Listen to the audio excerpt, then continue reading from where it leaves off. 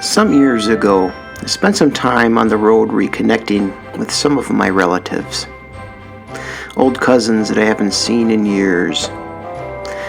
They had a very nice property on a lake not far from Duluth, Minnesota.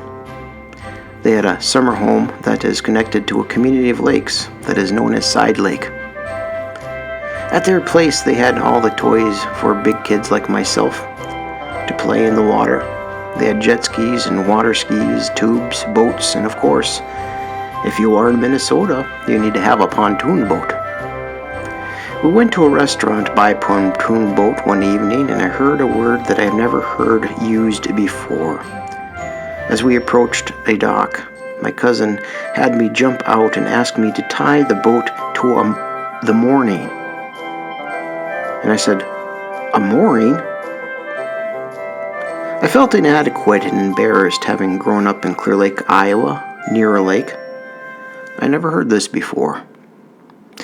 So they told me, just tie the boat to the thing over there. So I did. I did not think anything of it. Went in, had my prime rib, had a wonderful night. Perfect 75-degree weather, no wind. The water looked like glass. The prime rib was okay. Could have been better, but okay. Had a great waitress and a great company with my family. We went back into the sun setting in the west to our final place, our final resting place for that day, where we moored our boat again.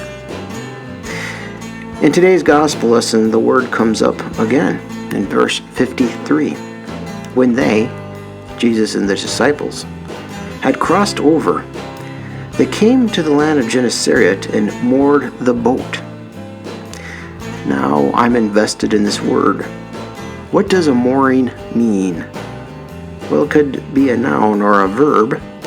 So as a noun, a mooring refers to any permanent structure to which a boat may be secured. In this case, it was the dock. A ship or a boat is secured to a mooring to forestall free movement of the ship or the boat on the water. As a verb, mooring refers to the act of attaching a vessel to a mooring. So the question that was on my mind all week was, what are the things that we attach our faith to? What is our mooring? Where is it? How do we do it? You know, this whole image of a boat, a mooring being tied up so we can get out of the boat. How can we think about that within the context here at Jewel Junction, Iowa? But first, I think we need to look at the greater context of what was happening in our gospel today. In a very short synopsis of our gospel lesson today, they were on the Lake of Galilee. They were headed to a town called Capernaum. A storm came, the boat got off track, and they ended up in Gennesaret. So it would be kind of like you headed to Des Moines, Iowa, and you run into issues on I-35, take some back roads, and end up in Altoona. Once they found themselves in Gennesaret, Jesus saw that there was ministry to be done there, so he moored his boat. And he healed the sick and fed the hungry, preaching using words only when necessary. He did not say, "Oops, did not mean to be here. Sorry, hungry. Sorry, sick. I'm headed to Capernaum. Sorry, Altoona. Des Moines was my final destination." Jesus saw that there was work to be done, brought his boat ashore to where the people were at, and moored it, and went to work. Now, something that you may or may not know about the historical ethnic church, like Bethesda, when these ethnic groups came over to the United States of America, they came over by boats, ships to be more exact.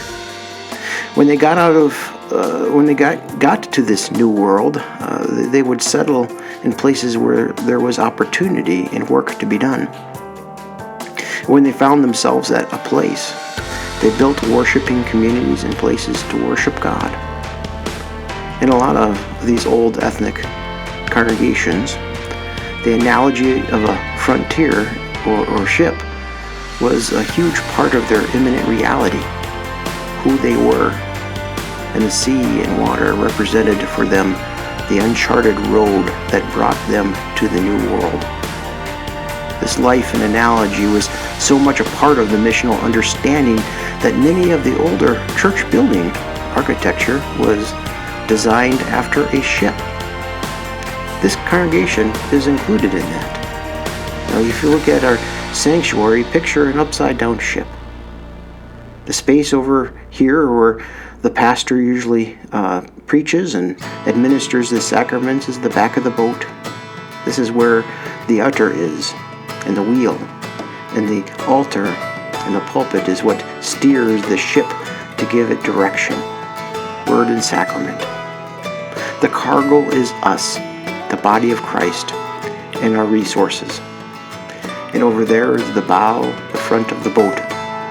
That is where you go out to do Christ's work. Now, the thought was that the church was to never stay in one place, but to go to where the ministry is and was, mooring our boat from time to time to get out to feed the hungry, heal and care for the other. This ship was to bring Christ to this community and to the world, not for us to necessarily stay in the boat, to carry Christ in his cargo to be docked and for us to get out. Now, sometimes it's easier just to stay here, moored and tethered to what is safe and secure, and not do anything. When we stay put, we miss our mission and our purpose. If we look at today's church's frontier, we could say with much confidence that things are shifting quickly in our communities. Culturally speaking, we find ourselves in foreign lands today. The church is not the same, nor will it ever be the same. We are the same in the sense of our mission. What remains the same, but the land and territory is much different. The culture of 40 years ago has long passed. I was watching some old movies, digging through some of my DVD collections, and watching some Netflix in the last few weeks, and some of the early movies that I remember quite fondly that came out in the theaters. I had to get reacquainted with them. Some of those Arnold Schwarzenegger movies, Conan the Barbarian and the Terminator, but also I watched E.T. and Tron, that was from the 70s, and RoboCop. Top-notch box office sensations. But I sat there appreciating the movies for the nostalgic factor, but realizing the way the movies are made today are much different. A much different landscape in technology, acting, storylines, the pace of the movie, the plot line, character development. Much more realistic today. How the story is told is different. The expectation is different. The expectations of the experience are different. Characters are shown differently, and culture is most certainly different. We as a ship are dealing with different kinds of water, bringing us to new and foreign lands. We could easily fear the shore of this new land where we find ourselves today, stuck out in the sea. You know, fear can drive us away from these shores, unable to tie our ship to a mooring. We're headed over here, and this is where we find ourselves. This is not the place where we wanted to be. I believe the danger for us and our mission is to expect others to swim out here to our ship. And at that point, all we are is a boat on the water, cargo without a purpose, and absorbed in our traditions and our customs. And at that point, our mission and purpose becomes foggy and unclear. I'm convinced that the question of today is not how do we bring people here, but how do we bring the church to the people? To stay with its analogy today, how do we tie our ship? Go out and feed the hungry, care for the other, bringing Jesus to the people. How do we do this in a new way? What needs to change within us?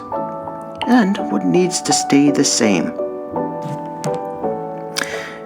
You could say that us here at Bethesda Lutheran Church, we have been tied to a morning here in Jewel Junction, Iowa for almost 140 years. Life circumstances have brought many of us to this place for some reason. This is the place where we find ourselves to be. Have we come ashore? Are we stuck in our boat, inwardly focused? Or have we drifted off into the sea?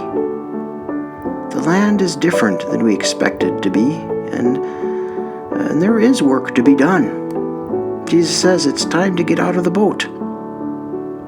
How are we, and how do we get out of our boat here on 439 Main Street? And how are we, and do we bring the church to the people in 2021? What is our mission and our purpose in being here? I believe as we get some clarity together on some of these questions, we could easily find our ministry on these shores once again.